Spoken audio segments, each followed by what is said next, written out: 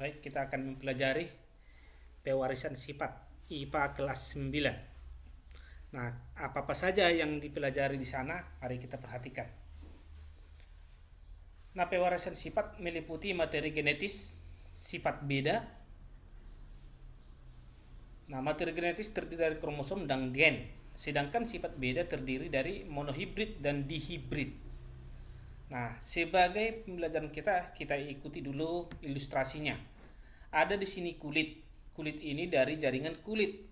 Jaringan kulit dari sel kulit dari kromosom, kromosom dari kromatin, ini semua terhimpun dari protein histon. Lalu protein histon terdiri dari DNA. Materi genetik memegang peranan penting dalam proses pewarisan sifat. Ada warna kulit, bentuk rambut, bentuk hidung, atau bahkan jenis penyakit yang dimiliki seseorang tidak serta-merta hadir di dalam tubuh, tapi ada bawaan. Ya, kita harus tahu bahwa ada bawaan penyakit. Nah, setiap sifat dan karakteristik yang ada pada setiap orang adalah warisan dari orang tua yang diwariskan melalui materi genetik. Nah, banyak kita dapat harta dari orang tua. Ayah akan mewariskan materi genetik melalui sel sperma, sedangkan ibu akan mewariskan materi genetik melalui sel ovum. Itu kita terima. Molekul yang berperan sebagai materi genetik adalah asam nukleat atau namanya DNA, deoksiribonucleic acid, dan RNA, ribonucleic acid. Pada satu untai DNA terdapat unit instruksi atau perintah yang mempengaruhi sifat atau menentukan karakteristik setiap makhluk hidup yang disebut gen. Jadi, keseluruhan informasi genetik yang menentukan karakteristik makhluk hidup juga disimpan dalam DNA. DNA terletak di dalam inti sel. DNA merupakan untaian yang sangat panjang. Nah, jadi panjangnya bagaimana? Itu yang pertama ilustrasi itu, ya. Agar DNA dapat tersusun di dalam inti sel yang kecil, untaian DNA ini melilit pada protein yang disebut protein histon.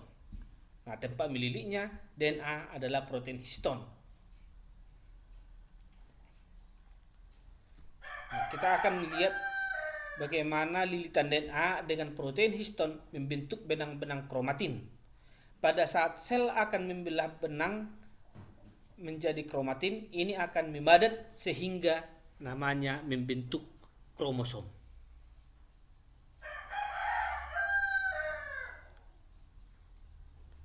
Nah, jadi bagaimana lilitannya, bagaimana hasilnya menjadi kromosom. Nah, peranan genetik dalam pewarisan sifat, di dalam pewarisan sifat dikenal istilah sifat dominan dan sifat resesif. Ya, sebagai contoh, karakter jenis cuping yang terpisah dapat dikatakan mampu menutupi atau mengalahkan karakteristik jenis cuping telinga melekat. Nah, atau dalam kata-kata yang lebih sederhana, kalau dikatakan dominan berarti dia bisa menutupi sifat-sifat dari karakter lain. Atau ibu pendek, bapak panjang, anaknya pendek, berarti yang dominan ibunya, gitu ya.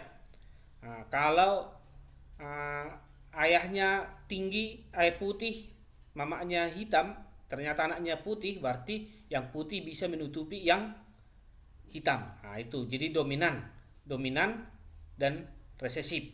Ya, kita katakan yang menang itu dominan, yang resesif itu kalah atau yang tertutupi. Oke, demikian pembelajaran kita.